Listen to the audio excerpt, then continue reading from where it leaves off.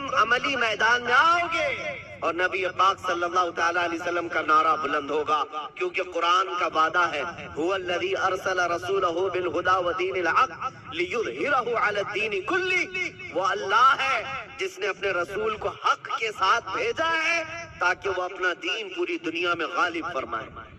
دین پوری دنیا میں غالب آئے گا۔ کسی کو برا لگتا ہے لگے، قرآن نے خود کہا وَلَوْ كَرِهَ الْكَافِرُونَ وَلَوْ كَرِهَ الْمُشْرِكُونَ، قرآن نے خود کہا ہے مشرکوں کو اگرچہ برا لگتا ہو لیکن دین غالب آئے گا، اس کے غلبے کا وقت اللہ ہمیں دکھائے۔ بس ہماری تمنا یہ ہے کہ آج مغلوبیت کا زمانہ ہے، ہم مارے جا رہے ہیں، پیٹے جا رہے ہیں، اے اللہ وہ دور بھی دکھا جب اسلام کا غلبہ آ جائے، جب نظام مصطفیٰ ہو، ہر جگہ رسول کریم صلی اللہ تعالیٰ علیہ وسلم کی شریعت طیبہ طاہرہ کا دورہ وہ دور آئے گا۔ عزیزان گرامی وقار، تو چند باتیں میں عرض کرتا ہوں جن کو ایسا لگتا ہے کہ اس زمانے میں ہمارے ساتھ اگر کچھ ہوا تو کیا ہوگا؟ کچھ نہیں۔ کیا صحابہ کی جانیں نہیں گئیں؟ کیا حضور پاک صلی اللہ تعالیٰ علیہ وسلم کے خاندان والے اہل بیت اطہار ان کی جانیں نہیں گئیں؟ اس دور میں اگر ہم جیسوں کا کچھ ہوتا ہے تو وہ صحابہ کے پیر کے ناخن کے برابر بھی نہیں ہے، ہماری حیثیت کچھ نہیں ہے۔ جب رسول اللہ صلی اللہ تعالیٰ علیہ وسلم کے سگے چچا سید الشہداء امیر حمزہ میدان احد میں اس حالت میں شہید کیے گئے تھے کہ سینہ پھاڑ کر کے کلیجہ نکال کر چبایا گیا تھا، آپ کے جسم کے ٹکڑے ہوئے تھے، تو کیا یہ حضرت امیر حمزہ رضی اللہ تعالیٰ عنہ کی شکست اور ان کی ہار پر کوئی لعنت کرے گا آج؟ نعوذ باللہ من ذالک، ہرگز نہیں، بلکہ رہتی دنیا تک ان کی شہادت کو سلامی دی جائے گی۔ کیوں؟ اس لیے کہ قرآن نے کہا ہے کہ شہید مرتے نہیں ہیں، وہ اپنی قبروں میں زندہ ہوتے ہیں۔ اگر اللہ تبارک و تعالیٰ نے ہماری زندگی میں لکھا ہے ہم چیونٹی سے بھی مر جائیں گے، اور اگر ابھی موت نہیں لکھی ہے چونٹی سے بھی نہیں مرو گے بلکہ مودی سے بھی نہیں مرو گے۔ اگر موت نہیں ہے کسی سے نہیں مرنا ہے، اور اگر موت لکھی ہے تو مچھر سے بھی مر جاؤ، یہ تقدیر ہے جس پر ایمان ضروری ہے۔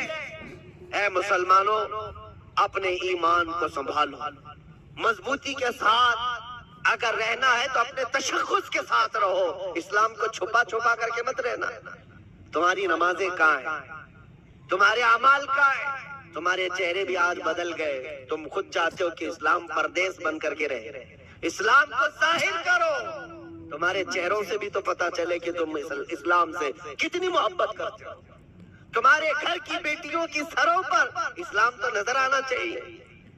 اسلام کا نعرہ تو بڑے بلند آواز سے لگا ہے نا، اسلام تھا، اسلام ہے اور اسلام رہے گا۔ کہاں رہے گا؟ تمہارے گھر میں کب رہے گا؟ تمہاری زندگی میں کب رہے گا؟ جب تم خود اسلام کو اپنے گھر میں پسند کرو، اپنے بچوں پر پسند کرو، اپنی عورتوں پر پسند کرو، تو پھر دیکھو مجال ہے کوئی اسلام کی طرف انگلی بھی اٹھائے۔ دنیا یہ دیکھ رہی ہے کہ ان کو اسلام کی طرف سے کوئی رغبت باقی نہیں رہ گئی ہے۔ اللہ کریم آپ سب کو اسلام کا سچا سپاہی بنا کر کے رکھے۔ عزیزان گرامی اوقات، میرا میسج صرف اتنا ہے کہ جینا ہے تو عشق رسول میں جیو، اور موت آئے تو میرے مصطفیٰ کے قدموں میں موت آئے۔ اس تمنا کے ساتھ جیو، انشاءاللہ العزیز یہاں پر کوئی بال بیکا نہ ہوگا، اور اگر ہوگا تو حضور کی محبت میں ہوگا۔ مکہ مکرمہ میں جب بلال حبشی کو لوگ مارتے تھے، ان کے سینے پر پتھر رکھتے، ان کو انگاروں میں سلایا جاتا تھا، تو کیا انہوں نے چھوڑ دیا تھا اسلام؟ نہیں، اب اسلام نہیں کہوں گا، تمہارے بھگوانوں کا نام لوں گا۔ نہیں، ان مصیبتوں میں بھی وہ ثابت قدم رہے، اور چند دنوں کے بعد جب اللہ تعالیٰ نے بلال حبشی کو آزادی عطا کی، میرے مصطفیٰ کے قدموں میں گئے، 6 سال کے بعد مکہ واپس آئے۔ توجہ، 6 سال کے بعد مکہ جب رسول اللہ کے ساتھ واپس آئے، مکہ فتح ہو چکا تھا، اور رسول اللہ نے بلال حبشی کو کعبے کی چھت پر چڑھایا تھا۔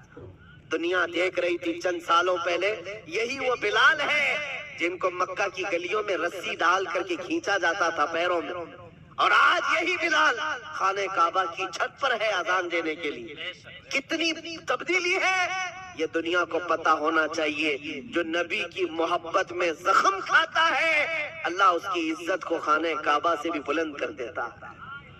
حضور کی محبت میں زخم کھایا ہے، حضور کی وفاداری میں ثابت قدم رہا ہے تو اللہ نے کعبے کی چھت پر چڑھایا ہے.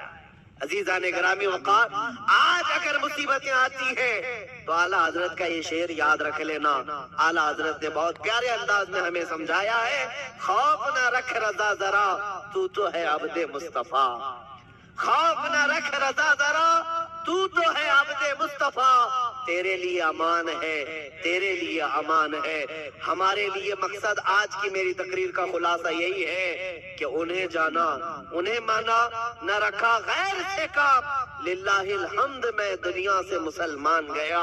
اے مسلمانوں، آج لے ان کی پناہ، آج مدد مانگ ان سے، کل نہ مانیں گے قیامت میں اگر مان گیا.